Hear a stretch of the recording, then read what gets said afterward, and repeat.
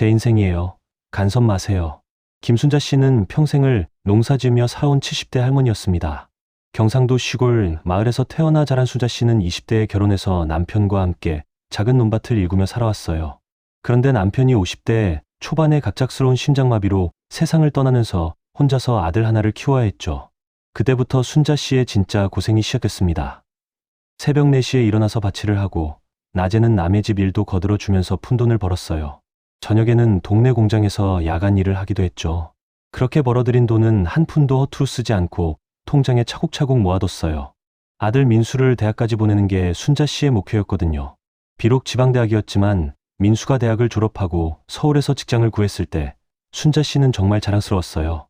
30년 넘게 고생한 보람이 있다고 생각했죠.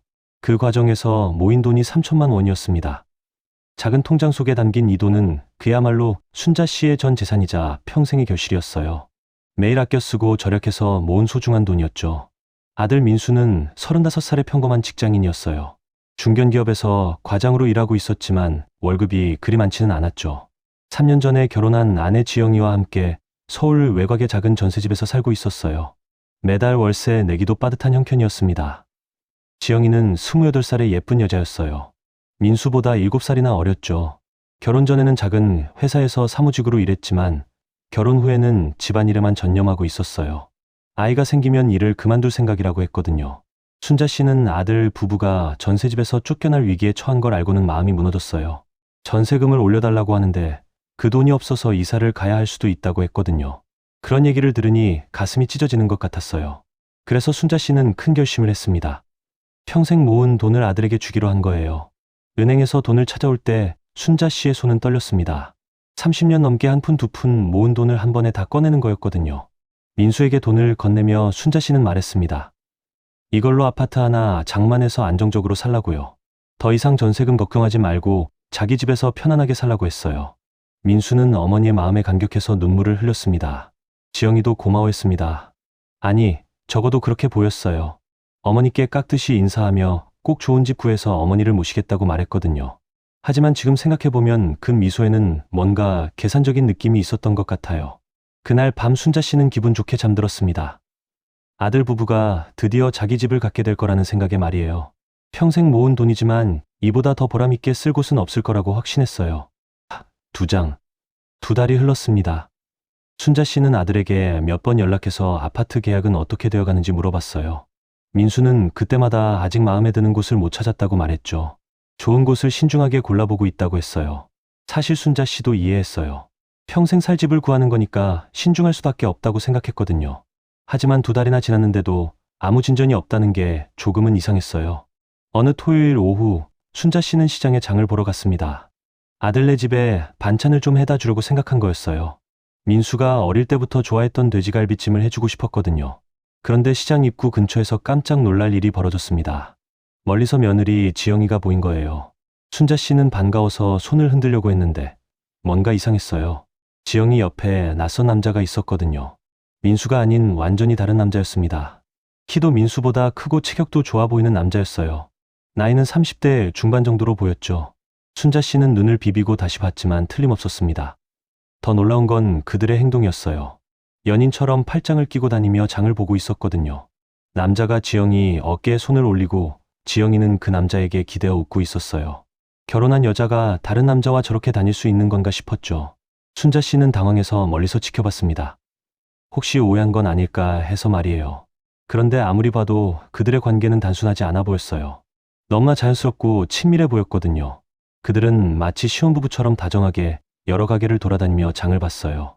야채도 고르고 고기도 사고 생필품도 샀어요. 심지어 꽃집에서 예쁜 장미꽃까지 샀습니다. 완전히 한가족처럼 행동하고 있었거든요. 남자가 지영이를 위해 무거운 장바구니를 들어주고 지영이는 그 남자의 팔에 매달려서 다니는 모습이 순자 씨에게는 충격적이었어요. 3년 동안 며느리로 알고 지낸 지영이의 모습이 아니었거든요. 장을 다 보고 난 후 그들은 함께 어딘가로 향했어요. 순자 씨는 호기심과 불안감에 몰래 따라가 봤습니다. 그들이 향한 곳은 새로 지은 고급 아파트 단지였어요. 깔끔하고 현대적으로 생긴 곳이었죠. 놀랍게도 그들은 그 아파트 중 한 동으로 들어갔습니다. 지영이가 가방에서 열쇠를 꺼내 자연스럽게 문을 열었어요.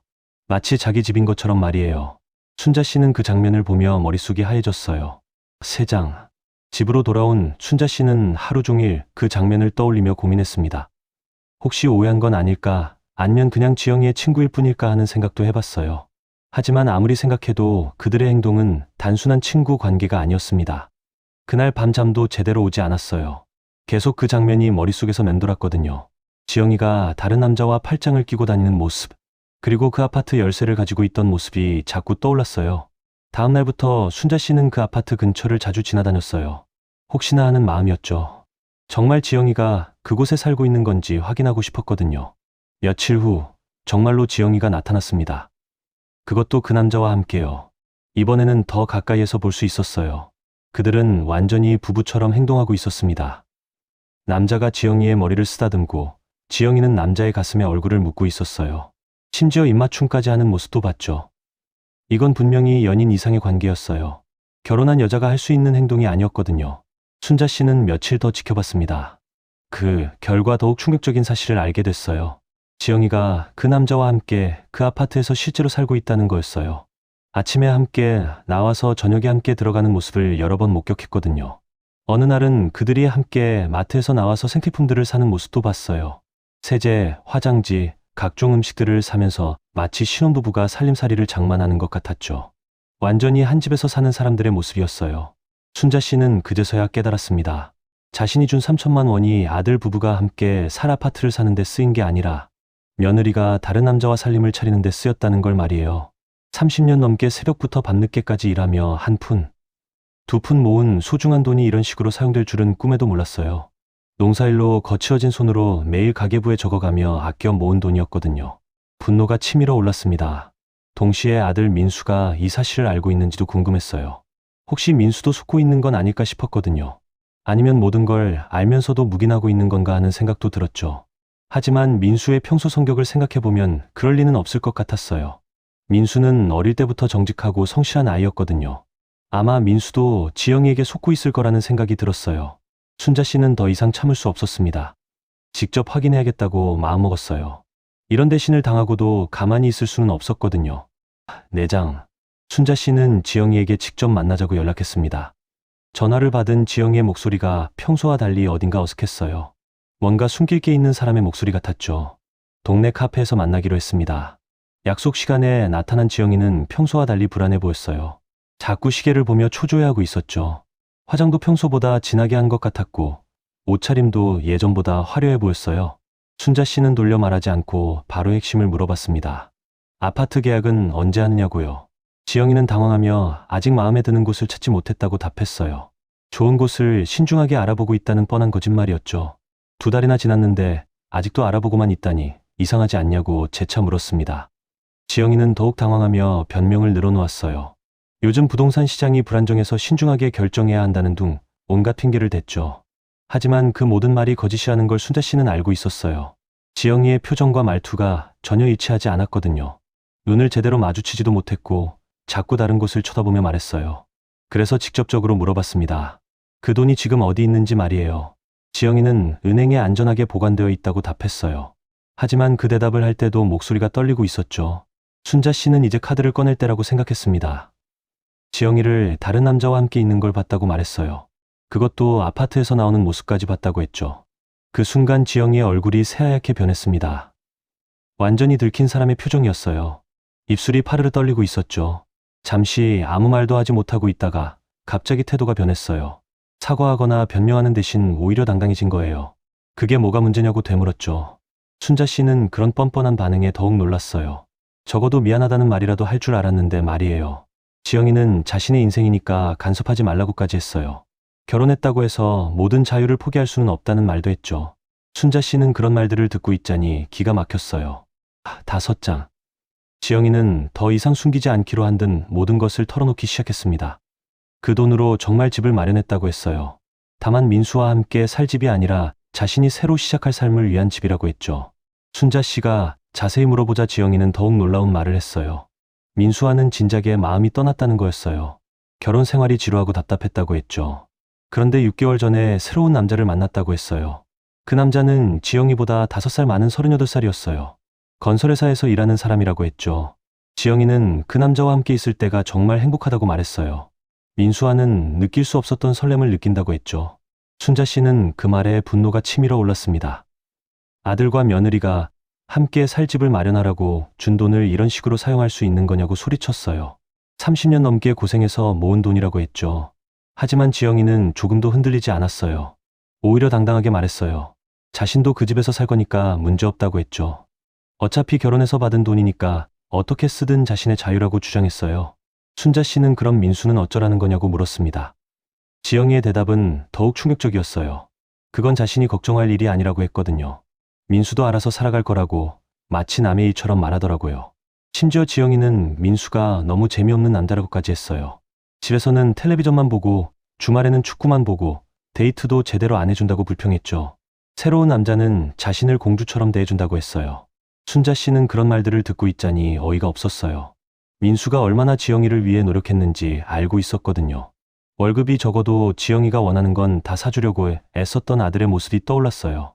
그렇게 말하고는 지영이가 일어나서 나가려고 했습니다. 순자 씨가 팔을 붙잡으며 돈을 당장 돌려달라고 소리쳤어요. 하지만 지영이는 이미 다 써버린 돈이라 돌려줄 수 없다고 뻔뻔하게 말했죠. 평생 농사지으며 새벽부터 밤늦게까지 일해서 푼 돈, 모은 소중한 돈을 이런 식으로 날려버리고도 전혀 미안해하지 않는 모습에 순자 씨는 절망했습니다. 사람이 어떻게 이렇게 뻔뻔할 수 있는지 이해할 수 없었어요. 지영이는 그렇게 말하고는 카페를 나가버렸습니다. 순자 씨는 그 자리에서 한참을 앉아 있었어요. 충격과 분노, 그리고 깊은 실망감이 몰려왔거든요. 3년 동안 며느리로 여겨왔던 사람이 이런 사람이었다니 믿을 수가 없었어요. 6장. 집에 돌아온 순자 씨는 바로 아들 민수에게 연락했습니다. 당장 와달라고 했어요. 민수는 어머니의 심각한 목소리에 놀라서 곧바로 달려왔죠. 퇴근하자마자 버스를 타고 온 거였어요. 순자 씨는 모든 것을 말해줬습니다. 지영이를 다른 남자와 함께 본 것부터 시작해서 오늘 카페에서 나눈 충격적인 대화까지 전부 다요. 민수는 처음엔 믿을 수 없다는 표정이었어요. 하지만 어머니의 자세한 설명을 들으면서 점점 현실을 받아들이게 됐습니다. 최근 지영이의 행동들을 되돌아보니 이상한 점들이 한둘이 아니었거든요. 자주 외출하고 전화 받을 때 자리를 피하고 밤늦게 들어오는 일이 잦아졌었어요. 민수는 그제서야 깨달았어요. 지영이가 최근에 옷차림도 화려해지고 화장품도 비싼 걸 쓰기 시작했다는 걸 말이에요. 어디서 그런 돈이 나오는지 궁금했는데 이제야 이해가 됐죠. 그날 밤 민수는 집에서 지영이를 기다렸습니다. 하지만 지영이는 집에 들어오지 않았어요. 전화를 걸어도 받지 않았죠. 자정이 넘어서야 문자가 왔어요. 친구 집에서 자고 온다는 내용이었어요. 다음날 아침에도 지영이는 나타나지 않았습니다. 민수가 다시 전화를 걸자 이번에는 받았어요. 지영이는 이제 집에 들어갈 수 없을 것 같다며 새로운 삶을 살기로 했다고 말했어요. 민수가 무슨 뜻이냐고 묻자 지영이는 망설임 없이 대답했어요. 이제 끝내자고 말이에요. 전화기 너머로 남자 목소리가 들렸습니다. 민수는 그제서야 모든 게 사실이라는 걸 완전히 깨달았어요. 며칠 후 지영이가 짐을 가지러 왔습니다. 민수와 순자 씨는 마지막으로 돈만이라도 돌려달라고 요구했어요. 하지만 지영이는 법적으로 문제없다며 거부했죠. 결혼 생활 중에 받은 돈이니까 자신이 어떻게 쓰든 상관없다고 주장했어요. 지영이는 심지어 민수에게 이런 말까지 했어요. 어차피 오래가지 못할 결혼이었다고 말이에요. 민수와는 성격도 안 맞고 가치관도 다르다고 했죠. 진작에 헤어졌어야 했는데 때를 놓쳤다고 했어요. 순자 씨는 그 순간 법적 대응을 해야겠다고 결심했습니다. 이렇게 당하고만 있을 수는 없었거든요. 평생 모은 소중한 돈을 이런 식으로 빼앗길 수는 없었어요. 7장. 순자 씨와 민수는 법무사 사무실을 찾아갔습니다. 상황을 자세히 설명하자 법무사는 충분히 사기죄로 고발할 수 있다고 말했어요. 아파트 구입 명목으로 돈을 받았는데 전혀 다른 용도로 사용했으니까요. 게다가 결혼관계에서의 외도는 불법행위에 해당한다고 했습니다. 위자료 청구도 가능하다고 조언해줬어요. 그리고 무엇보다 그 돈으로 산 아파트에 대한 재산분할 청구권도 있다고 설명했죠. 법무사는 증거 수집의 중요성도 강조했어요. 순자 씨가 찍어둔 사진들, 은행거래 내역, 그리고 지영이와의 대화 내용 등이 모두 중요한 증거가 된다고 했죠. 법무사의 도움으로 지영이를 상대로 사기죄 고발장을 제출했습니다. 동시에 민사소송도 제기했어요. 이혼 소송과 위자료 청구, 그리고 재산분할 청구까지 모든 법적 절차를 밟기로 한 거죠. 지영이는 처음엔 자신 있게 맞서려고 했습니다. 변호사까지 선임해서 싸우겠다고 나섰어요. 하지만 증거들이 너무 명확했어요. 은행거래, 내역, 아파트 계약서, 부동산 등기부 등본, 그리고 목격자들의 진술까지 모든 게 불리했죠. 특히 순자 씨가 찍어둔 사진들이 결정적이었어요. 지영이가 다른 남자와 함께 다니는 모습, 그 아파트에 들어가는 모습들이 모두 증거가 됐거든요. 법원에서도 명백한 사기 행위라고 판단했어요. 더군다나 지영이와 동거하던 남자의 정체도 밝혀졌습니다. 그 남자는 이미 결혼한 상태였어요. 아내와 아이가 있으면서도 지영이와 불륜 관계를 맺고 있었던 거죠. 상황이 복잡해지자 그 남자는 책임을 회피하려고 했어요. 결국 그 아파트도 가압류 조치됐습니다. 사기로 취득한 재산이라고 법원에서 인정한 거였어요. 지영이와 함께 살던 남자도 상황이 심각해지자 도망가 버렸죠. 법적 분쟁에 휘말리는 게 부담스러웠던 모양이에요. 지영이는 결국 모든 것을 인정할 수밖에 없었습니다. 법정에서 자신의 잘못을 시인하고 합의를 요청했어요. 하지만 이미 깨어진 신뢰는 되돌릴 수 없었죠. 재판 과정에서 지영이의 과거도 드러났습니다. 결혼 전에도 여러 남자와 동시에 만나며 돈을 받아온 이력이 있었어요. 민수와 결혼한 것도 안정적인 생활을 위한 계산된 선택이었던 것 같았죠. 8장. 1년 후 모든 법적 절차가 마무리됐습니다. 지영이는 사기죄로 벌금 500만 원과 집행유예 1년을 선고받았어요. 민수에게는 위자료 1천만 원을 지급하라는 판결이 나왔죠. 그리고 가장 중요한 건 아파트가 경매로 넘어가면서 순자 씨가 돈을 대부분 되찾을 수 있었다는 거예요. 물론 완전히 다 돌아온 건 아니었어요. 법정 비용이며 여러 경기를 제하고 나니 2,600만 원 정도였죠. 그래도 아예 못 받을 뻔했던 걸 생각하면 다행이었어요. 무엇보다 정의가 실현됐다는 점에서 위안이 됐죠. 민수와 지영이의 이혼도 최종 성립됐습니다. 지영이는 위자료는 물론 모든 재산 분할에서도 손해를 봤어요. 결혼 생활 중 형성된 재산이 거의 없었던 데다 불법 행위로 인한 손해배상까지 물어야 했거든요. 순자 씨는 되찾은 돈으로 작은 아파트를 하나 샀습니다. 이번에는 아들 민수 이름으로만 등기했어요. 다시는 이런 일이 일어나지 않도록 하기 위해서였죠. 민수도 어머니와 함께 그 아파트에서 새로운 삶을 시작했어요. 새 집은 작았지만 따뜻했습니다. 순자 씨는 작은 베란다에서 상추와 고추 같은 채소를 기르기 시작했어요. 시골에서 하던 농사는 아니지만 그래도 흙을 만질 수 있어서 좋았죠. 민수도 많이 달라졌어요. 예전보다 어머니와 더 많은 시간을 보내려고 노력했어요.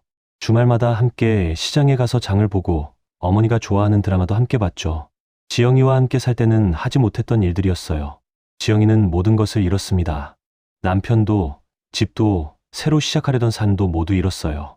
그녀와 동거했던 남자도 상황이 복잡해지자 일찌감치 떠나버렸죠. 결국 혼자서 모든 걸 감당해야 하는 처지가 된 거예요. 어느 날 지영이가 순자 씨에게 마지막으로 전화를 걸어왔습니다. 정말 죄송하다며 다시 한 번만 기회를 달라고 애원했어요. 모든 걸 잘못했다고 인정하면서 용서해달라고 했죠. 하지만 순자 씨의 마음은 이미 돌이킬 수 없을 만큼 상처받은 상태였어요. 30년 넘게 고생해서 모은 돈을 그런 식으로 사용한 것도 용서할 수 없었지만 무엇보다 아들을 그렇게 배신한 게 용서되지 않았거든요.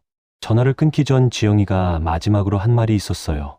다시 돌아갈 줄 알았다고 말이에요. 하지만 세상에는 되돌릴 수 없는 일들이 있어요. 특히 사람 간의 신뢰를 깨뜨린 일은 더더욱 그렇죠. 지금 순자 씨와 민수는 작지만 따뜻한 집에서 평범한 일상을 보내고 있습니다. 힘든 시간을 겪었지만 오히려 모자의 관계는 더욱 돈독해졌어요. 순자 씨는 가끔 이런 생각을 해요. 만약 그때 돈을 주지 않았다면 어땠을까 하고 말이에요. 하지만 후회하지는 않아요. 며느리의 진짜 모습을 알게 된 것만으로도 다행이라고 생각하거든요. 더 큰 피해를 당하기 전에 알게 됐으니까요. 이제 순자 씨는 다시는 쉽게 사람을 믿지 않기로 했습니다. 특히 돈 문제에 관해서는 더욱 신중해졌어요. 사람의 진짜 모습은 돈 앞에서 드러난다는 걸 뼈저리게 느꼈거든요. 민수도 많은 걸 배웠어요. 어머니의 소중함, 그리고 진실한 관계의 가치를 깨달았죠. 지금은 어머니와 함께 소박하지만 행복한 삶을 살아가고 있어요. 어머니와 함께하는 시간이 더 소중하다고 생각하거든요. 순자 씨는 베란다에서 기르는 채소들을 보며 생각해요. 이 작은 식물들도 정성과 사랑으로 기르면 열매를 맺는다고 말이에요. 사람 관계도 마찬가지라고 생각해요. 세상에는 정말 예상할 수 없는 사람들이 있다는 것을 이 모든 일을 겪고 나서야 비로소 알게 되었습니다. 하지만 그런 경험을 통해서 더 현명해질 수 있었다고 생각해요. 힘들었지만 값진 교훈을 얻은 셈이죠.